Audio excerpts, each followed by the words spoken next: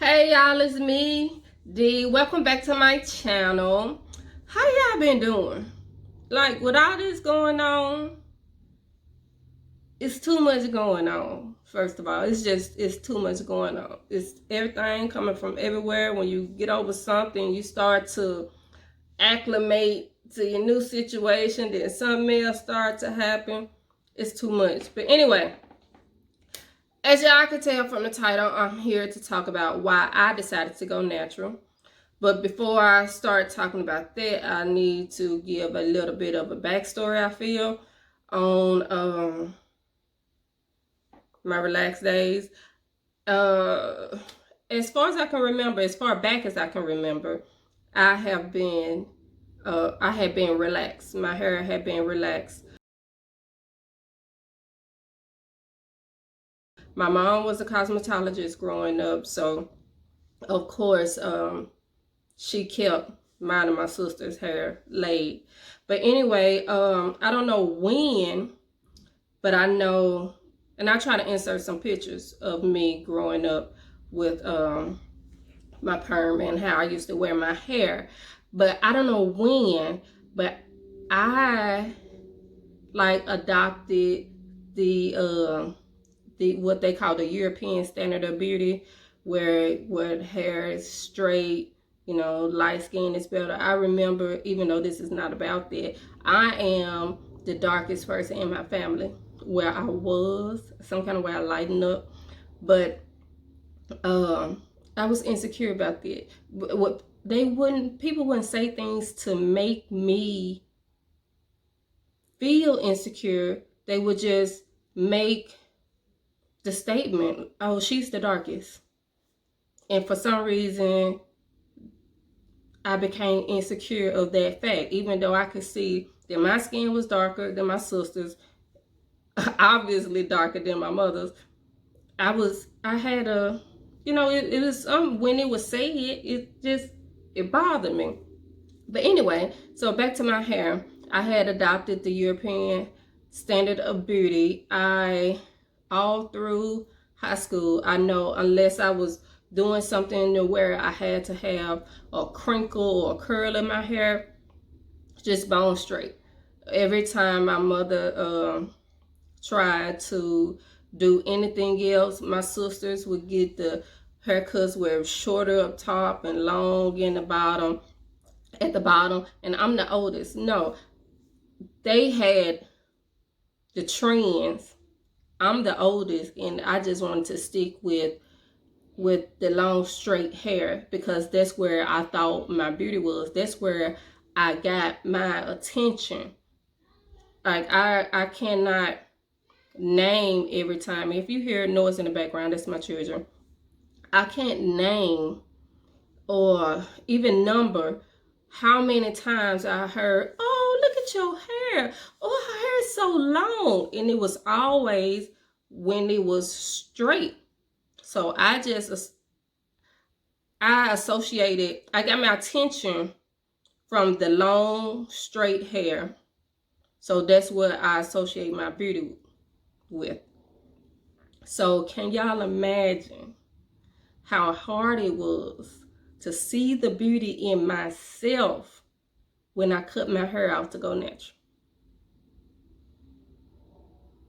I don't even think before I went natural that I was even looking at myself.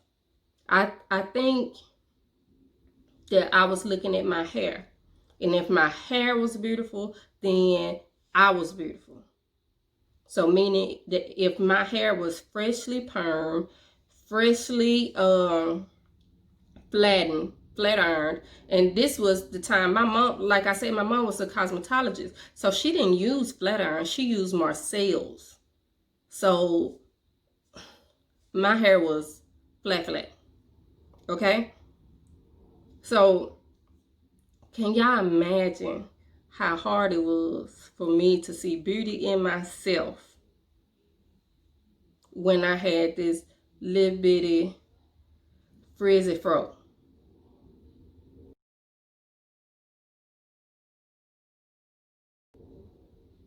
That was a rough time for me. That was very rough. It was so rough that, y'all, I used to pray for the Lord to let my hair grow. I went in the Bible to search specifically for scriptures about the woman with her hair and how's her glory, and recited those scriptures back to him and prayed that he would let my hair grow. That's how insecure I was. I was happy I did it. Okay, so on to the reason why I went natural. So one day, just all of a sudden out the blue, I started having pains in my lower abdomen. And so it was, women, we say men do this, but women do it too, especially when we have children. We feel a pain and, like, oh, and then it goes away, so we don't worry about it. It's all right. I guess this is something. I'm getting older, so I guess this just happened.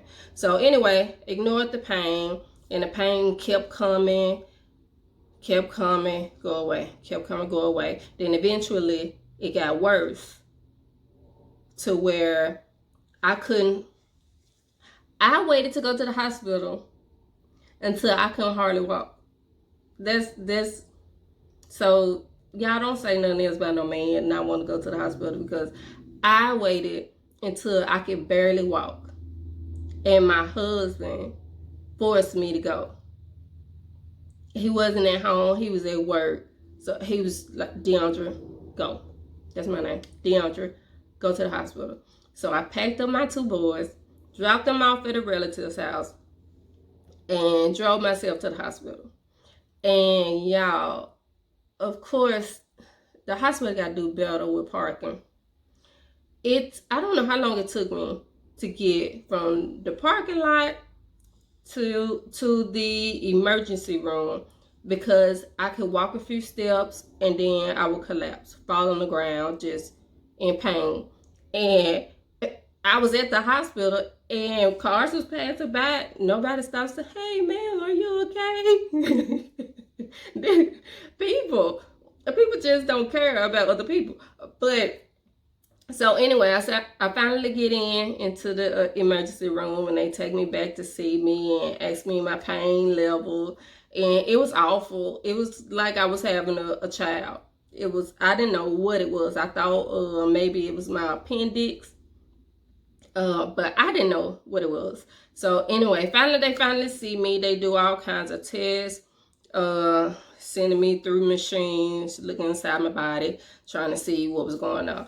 So they came to the conclusion that I had cysts on my ovaries, and they had ruptured, and that's what was causing all that pain. They were very large. They were like a softball. That's large to me, but they said they were quite large, softball size cysts that had ruptured. It didn't go any further than that. I didn't have to have them surgically removed or anything, but it was just painful. I needed to rest and go home and rest. So over the weekend, while I'm still in pain, the pain is subsiding, and I can kind of relax and stop stressing over what could possibly be wrong with me, because I was told what was wrong with me. So I was able to, just sit at home and get better and recover. But so while I was sitting there, I decided to simply Google, why do I have cysts on my ovaries? Because I was trying to figure out, why is this happening to me? So a few articles came up. I read them. I read about what cysts were, what could be contained into cysts, but a few causes, one cause really, that got my attention. One article was linking perms or relaxers to cysts and fibroids. So common sense to me, just says, okay, you have to stop getting perms. And believe me, that's easier said than done. But you have to stop getting perms. It was and I read one where it was talking about how even the perms seep through your scalp and it changes how your brain looks, how the brain of a person who gets relaxers and the brain of a person who doesn't, how they look different. And I'm trying to preserve all of mine. So those two things, those two articles really contributed towards that. Now, when I went natural, I tried to transition. I think I transitioned for about 6 to 8 weeks. 6 to 8, not weeks, months. 6 to 8 months. And then one night I just had to go ahead and chop it off because it was hard trying to get handling those two different textures, trying to detangle them. It's hard enough trying to detangle natural hair, but then that line of demarcation, I think is what it's called. Sometimes I say words wrong, but at that line it was rough. So I went on and cut it off, and I had mixed feelings. I was happy that I did it. I couldn't believe I did it because all my life, like I said, I have always had long hair. So this is me with short hair. And I'm seeing myself with short hair, and I'm like, okay, it's not that bad, but it was forcing me to look at my face instead of my hair. And that made me nervous. Not saying that I think I'm an ugly person. It's just I equated my hair with my beauty. The longer my hair was, the straighter my hair was, the more beautiful I was. And so now all of a sudden, because I had this moment of frustration, I cut my beauty off. I'm not beautiful anymore. So I was happy and excited, but then I was scared. I was very fearful. For one, because my husband didn't know I was doing it, and he was going to the store. So when he got back, his response was just, he had a look of shock on his face, of course. But he didn't say anything bad. He was like, okay, cool. So, what we doing to it? What we need to do? That's him. Find a solution. What's the solution to the problem? He didn't say it was a problem, but that's how he is. So because I know him, and because I know he looks for solutions to problems, if he was looking for a solution, that means my hair was a problem. My hair was a big problem. Anyway, I try to I'll insert a couple pictures while I'm talking.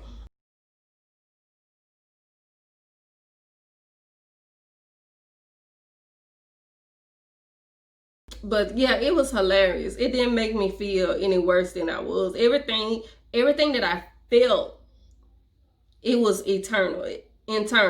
It wasn't anything anybody else could have did. Oh, you're so pretty, or it was a struggle in myself because I just thought long straight hair was beautiful. So when it was gone, my beauty was gone.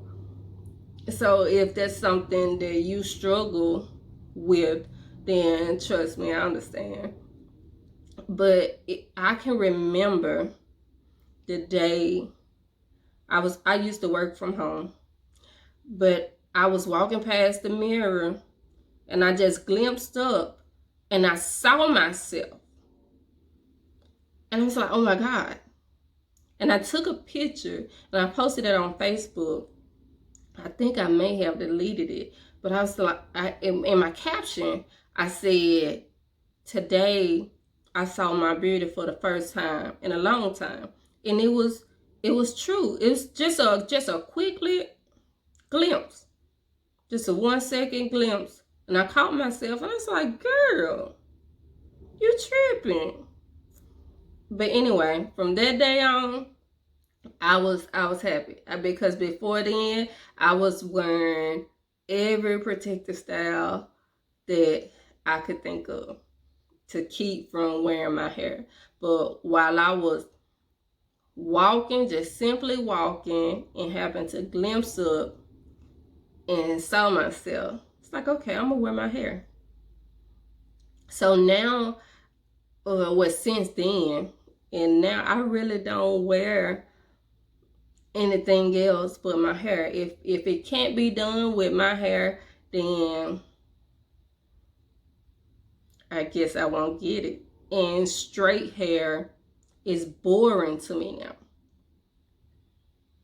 I mean, I like to wear it every so often. Or if I have something, a wedding or something to go to, and I think that if I have my hair straight, that'll set this dress off, then y'all know what I mean. Then I'll straighten my hair. But other than that, big hair is the way to go. I mean, how could you not like this? How could you not love this? Feel like a cotton ball on top of my head. It's so light. But anyway, I just wanted to share this with y'all so you won't feel alone. You won't feel like you made the biggest mistake of your life, because just 6 years later, I have more hair than I have ever had on the top of my head. My hair has never been this long. And I just love it. I love everything about it. The bigger, the better. So anyway, I know y'all probably asking, what you do to your hair? Detangled it. I was finna try to do some style. Well, I wanted to try a halo braid. It would have been my first time. But after I finished detangling my hair, I was tired. I didn't feel like it. My arms were just through. And so I had them in sections. Now, every time I have my hair, I have it in sections. So after I finished detangling, and I was like, nope, it's over for the halo braid. And I just untwisted my hair out of the sections. And I was like, ooh, okay. But this is the perfect hairstyle for this video. Returning back to your natural and addressing your insecurities. Like I say all the time, my sons make fun of me, but just learn to love your natural. Love yourself naturally. Being natural or returning to your natural is not just about your hair. Oftentimes when you become or return to your natural, you become more, I don't know, you just care about, it's more than just about your hair. You do better with your eating, your drinking, your thinking. It's a new beginning. You're trying to clear everything out. All those old insecurities, that old way of thinking. Can y'all believe me sitting up here with this big old fro?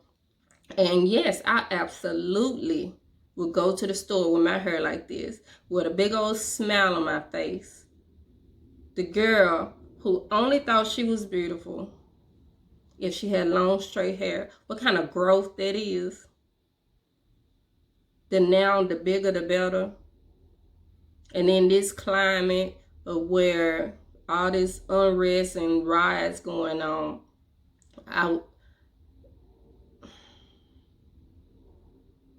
that takes a lot of growth, in my opinion. So anyway, that's all I wanted to share with y'all. It was my reason why. It wasn't because it was a fad or a thing to do. I was having a health issue.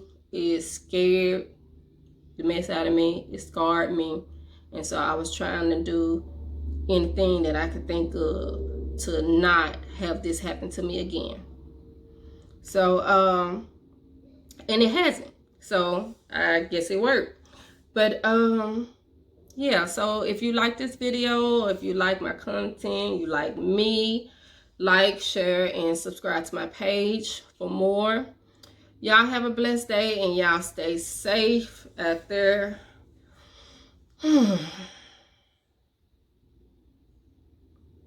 It's so much more I want to say, but I won't. I'm just tired. Like, I feel tired. Not like I need to go to sleep tired. I feel like drained. We're going from one thing to the next. And even though I lean and depend on God, I trust God, it still affects you. You know, you still just seeing all the chaos, seeing people being killed, specifically because of their skin, or other people's prejudices. It still affects you, no matter.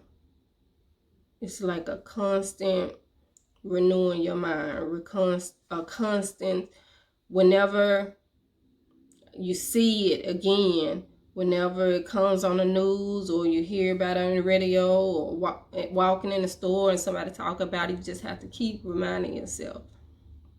All things work for good of those that love the Lord. He'll be a little sanctuary for you. You know, raise your children up in the way they should go. It's just, I have boys. And I know this not only happening to boys, but I feel like men are seen as a bigger threat.